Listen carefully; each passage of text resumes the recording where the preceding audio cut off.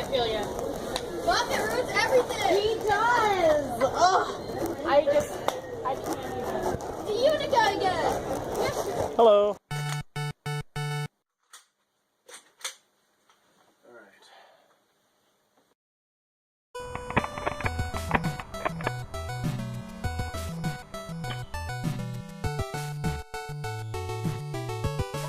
Fire! Surrender!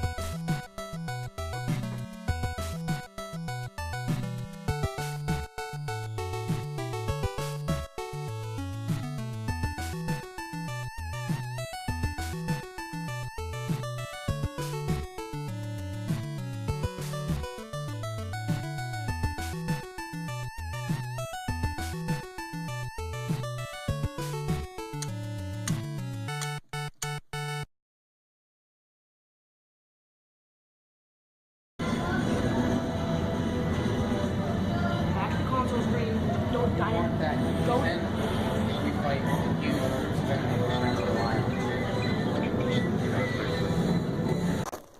I would like to apologize in advance for the quality of the video. It's personally not up to my standards, and that was because I didn't really bring any of the adequate recording equipment with me to Anime Minneapolis. I was really busy and I kind of forgot. But even if I did bring that equipment, I probably would not be using it because, frankly, I was having a fantastic time over at Animini. This year they had it over at the Hyatt Regency Motel, and I went up there with my guild, the Rochester Cosplay Guild, some old friends of mine from college. Before we arrived at Animini, a colleague of mine strongly suggested that I went online and take a look at their schedule to go ahead and plan ahead and see what panels and events I wanted to go to. But frankly, I was really busy, so I didn't have time to plan that or do it. So when I arrived, got my badge, I immediately looked into the schedule to see what was going on. So yeah. A lot of the panels pleasantly surprised me, though. As a lot of you know, I really want to be a voice actor, whether it be my main job or as a side hobby. I wish to pursue it and refine my skills, so a lot of the panels actually catered towards that, so I thought that was pretty cool. The panels that I went to specifically were the So You Want to Be a Voice Actor, Here's What It Takes, that panel with John Stalker. I also went to Linkara's show, Atop the Fourth Wall Live, Samurai Swordsmanship with Samurai Dan and Lady Jillian, Chuck Huber's acting workshop. I also went to a Funimation panel with a few other friends. I believe it was Future Diary in HD. Voice Acting 101 with Eric Stewart, and a Dark Side introduction. That last panel really piqued my interest in Star Wars again. Back in my day, I was a huge Star Wars fan, and watching that really ignited that. My goals at the con were, first of all, to meet Linkara, because I'm a huge fan of a lot of the guys from That Guy with the Glasses and the Channel Awesome. I mean, guys like Todd in the Shadows, the Nostalgia Critic, Angry Joe. Big fan of them, big fan of Linkara. So, I mean, like, I was more nervous meeting him than I was meeting like guys like Adam Baldwin and the Green Ranger, Jason David Frank. So yeah. I also planned to pick up some new nunchucks, and since it was Mother's Day weekend, I really wanted to get something really nice for her. So as you'll see in the video, I actually picked up a baby seal for her. So I'm sure that she'll really appreciate that. This has been my second major convention that I've ever been to. I mean, I've been to smaller conventions and Airsoft-exclusive conventions, such as AirCon and Winter Warrior Land, but this is the second major convention that I've ever been to, so the only real frame of reference I have to it is my first one, which was the Wizard World Comic Con. By comparison, this one was much smaller in scale. It was very relaxed. It was catered towards, more towards anime. I mean, the name gave it away, but it had a family-friendly atmosphere for most of the day. I mean, I found that pretty surprising given the content of anime, and there was a lot of freedom and stuff. Con Suite was very useful.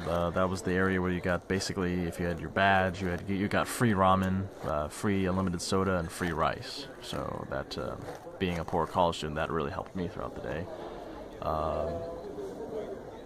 As one would expect, there were a lot of cosplayers at this convention. I mean, my guild went up there, and pretty much every single one of us had a costume to wear. I mean, the group that I was with had a Black Butler cosplay. I went as Inspector Fred Aberline, so I had a bowler hat and a trench coat. But frankly, I know more about Inspector Gadget than I do about Inspector Aberline, so I just kind of was myself most of the day, sadly, in that costume. But when I was a unit soldier, I basically saluted almost every single Doctor Who doctor that I could find, specifically 10. But if I see a fez and suspenders or a bow tie, I'd whip around and say, and I just whip around and give a sharp salute, British salute.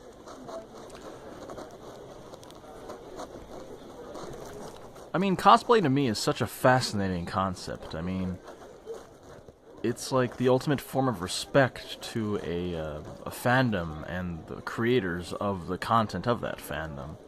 I mean, by emulating a character so closely, you, to an extent, become that character and follow that example. I mean, and it's just really creative seeing what people can create, whether it be like a gender reversal of a character, or it's an original character in that same universe, or maybe a mashup of different characters, or, I mean, it's just really creative seeing how they all mesh together, and how cosplayers react to other cosplayers. Like, when I was at Animini, I came across a few Five Nights at Freddy's cosplayers.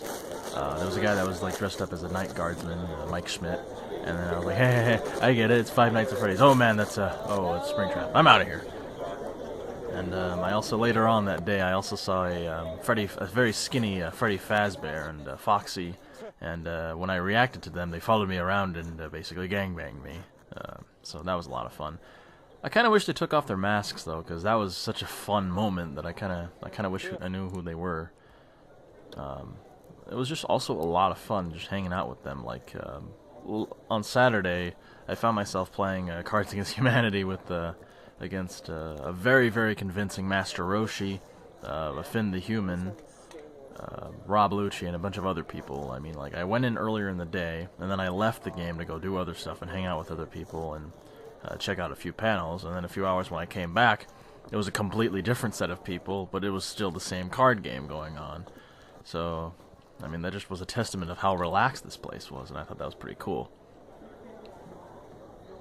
One of my regrets, though, is that I missed the ball as well as the masquerade. I really, really wanted to go, but my guild decided to go out to eat, and I tagged along with them, and we ended up, after walking around downtown Minneapolis, we ended up at the 8th Street Grill, where I had a grossly overpriced burger. Although the burger, I have to admit, was probably one of the best burgers I've had in a very long time. While we were walking around downtown, though, I was kind of in a rude awakening. I didn't realize how bad the homeless situation over in Minneapolis was, so that was kind of alarming. I mean, I saw them like singing, begging for money, and like just sitting around, and I just kind of felt bad for them, man. But anyways, I just thought it was pretty neat to see everyone just kind of collide and work together and just have a great time. I mean, a lot of people were extroverted, a lot of the cosplayers especially. I mean, a lot of them seemed to be actors or were aspiring to be one, and if they weren't, they were just very, very charismatic. A lot of them walked around with free hug signs, or even initiated hug trains and interaction with other cosplayers, which was very entertaining to see. There were also, a lot of them were open to photo opportunities, but I was for the most part too shy to go up to them and ask for one. But yeah. Alright, before I wrap this video up, I got one more story. It's kind of a heartwarming one. While we were playing cards, there was this lady who, she left the table to go answer a phone call, and a few minutes later when she came back, she looked very, very, like, somber, very sad. And then she was saying that a friend was basically yelling at her and blaming her for a lot of stuff, and it got to the point where she actually broke down and started crying. Part of me was skeptical. Like, I thought, like, doesn't she have, like, friends? Or maybe she could go someplace in private and just cry it out. But another part of me says that it was obviously sincere, and that maybe she just needed somebody to console her. And She must be in a bad way if this is like her only way to do it, like in public with all these strangers. Hello again. But yeah, it was just great though seeing all the cosplayers kind of band together, because like a few of them went up and started trying their best to comfort her, and one of them even said, "I don't even know you, but I love you." And yeah, I believe that phrase really summed up this convention pretty well. Anyways, thank you very much for watching, and I hope to see you next video. Bye bye.